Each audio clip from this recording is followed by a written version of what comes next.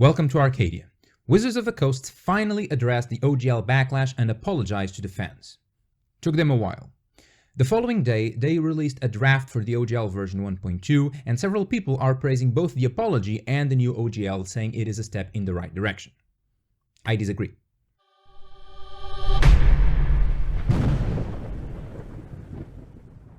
WotC's communications are becoming unbearable for me, fluctuating as they do between this terribly condescending demeanor and pure corporate PR, which does little aside from throwing sand into our eyes. If we read between the lines, they are infested with lies aimed at carefully manipulating our perception of things. For example, in their apology, they repeated again that OGL 1.1 was a draft.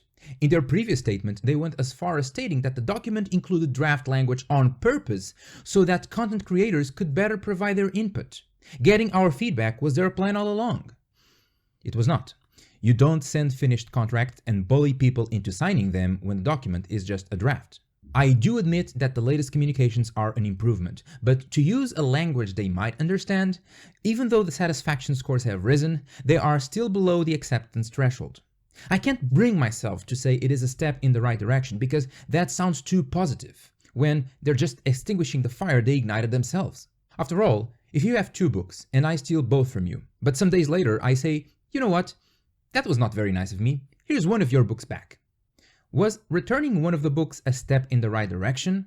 Or was it just undoing one wrong while still stubbornly refusing to undo the other one? Maybe I'm being too picky with the semantics here, but the fact is, if we compare the new OGL version they presented with 1.0a, they are still taking much more than they are giving in return. Which brings us to the new version of the OGL, 1.2. Here are the major issues I have with it. First, WotC is placing some core game mechanics under Creative Commons, which sounds wonderful on paper and is being marketed as a gesture of good faith, but amounts to little more than misdirection. Not only is the content they are going to open to Creative Commons a very small chunk of the SRD, but we also have been hearing a multitude of lawyers repeating that game mechanics are not copyrightable in the last few weeks. They are placing under Creative Commons stuff that was never theirs to copyright. Don't get me wrong, this can still be helpful for creators, since though game mechanics are not copyrightable, the expression of those mechanics can be. Having these portions of the SRD under Creative Commons will simplify a lot of work for them. However, they are making this sound much bigger than it is. And this is why WotC annoys me. Instead of being honest, open, and sincere, they employ subtle manipulation and PR smoke and mirrors to make the smallest gestures seem like the greatest concessions. They let their words speak louder than their actions instead of the other way around, which, in this case, I think kinda backfired and makes them look just like a cheap version of Paizo's new orc license. It really seems this is just Wizards' way to say, hey, we're doing open stuff too, please don't leave. Another example of their deception is within Article 2, which reads, this license is irrevocable, meaning that content licensed under this license can never be withdrawn from the license. We all know there was quite a lot of buzz around this word, and a big push to include irrevocable in the new license. Well, here it is.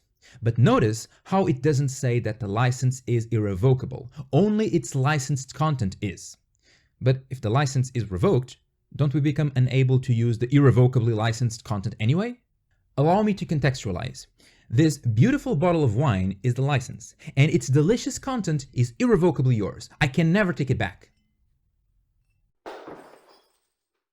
What?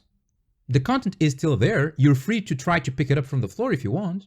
This plays a lot with Article 7 concerning termination. WotC can terminate our license if we infringe, well, a lot of things. Most of them quite fair, but also including the contents of Article 6F, hateful content or conduct. Meaning, if your content, but also your conduct, is found to be harmful, discriminatory, illegal, obscene, or harassing, that entitles WotC to terminate your license. The superficial intention here is good. I mean, we can all agree that hateful content is a bad thing. The problem is, not only the license forces you to agree that WotC has the whole power deciding what is hateful content, making them judge, jury, and executioner, always a good practice, but they also extend that condemnable behavior to your general conduct, even outside your licensed content. For example, if I say in this video that WotC sucks, they have the whole power to decide if this is harassing conduct, and if they do, they can kill all my content under the OGL. If I was a not suited for work artist on Instagram, they could decide the same thing by branding my conduct as obscene, even though it doesn't have anything to do with my third-party content.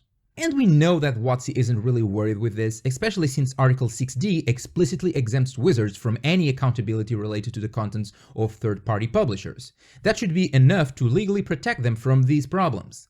They are using this measure as a scapegoat, an undisputable measure they absolutely need to implement, and that is the only reason they really want to revoke the OGL 1.0a. Honestly, I'm surprised they didn't throw NFTs in there too. There's also a very intriguing section regarding ownership. Wizards does clearly state that a creator's content is there, which is a huge improvement from version 1.1. However, they are now forcing you to agree that convergent design may happen, and unless you prove they knowingly and intentionally copied your design, you cannot claim breach of contract. This is fair. I do think they need to protect themselves from these situations, even though proving they knowingly and intentionally copied something might be impossibly difficult. The part that puzzles me is that even if you manage to prove this and win the case, they force you to agree that money is compensation enough, which doesn't prevent them from continuing to sell the product. That doesn't sound right. Then, there's a note confirming that the OGL 1.0a will still be unauthorized.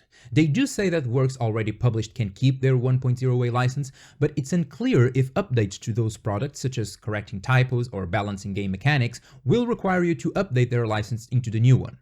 And that is not to mention, there is still a huge uncertainty that they are legally allowed to unauthorize the previous OGL. There are other problems with this new OGL, particularly in the VTT department, but I think I made my point, and for deeper and more insightful delves on this version, there are people much more knowledgeable than me on YouTube. I personally recommend Role of Law. This is not supposed to be a news video, it's to raise awareness about the following message. This is not over. No one won anything. While this OGL was a real improvement in some areas, some others are nothing but empty promises. In many ways, it looks like OGL 1.1, just written by a better lawyer. Remember that everything that isn't explicitly described in the document will always have room for interpretation. For example, even though they don't mention any royalty structure, the license doesn't specify this will never happen in the future. Even if we believe that WotC of today won't exploit these loopholes, nothing can guarantee that a future CEO or bigger pressure by Hasbro will not open this Pandora's box. That's why we must be extra critical to make sure that the definitive version of the OGL is as bulletproof as we can make it. So we must keep fighting. WotC is opening surveys to gather public's opinion on these new OGL, and we should absolutely speak our minds there. There will be links down below in the Underdark. However, we must not stop our public discussion and challenge of this new OGL. I really wanted to believe WotC, but their recent behavior gives me a little confidence that this is not simply a sneaky way to channel the community outcry into a private channel and gain them some rest from the media. It's better to give our opinion through both channels to make sure we're heard. Sign the petition for Open D&D if you haven't already, and keep fighting for a truly open D&D. I want to keep playing this game. I want Wizards to get it right. But it seems that Paizo is giving birth to a colossus with the Orc license, and if Wizards doesn't up their game, I may end up switching systems. Wizards, it's in your hands. You're already bleeding many players to other systems, and that exodus will continue unless you give us something we can truly work with. This is supposed to be a symbiotic relationship. You are disrupting that balance by taking more than you're willing to give and cloaking all of that behind your usual misdirection and corporate PR. Sometimes it's better to lose the battle for a license than the war against your competition. And we all know that once the age of the OGL is over, there will come the time of the Orc.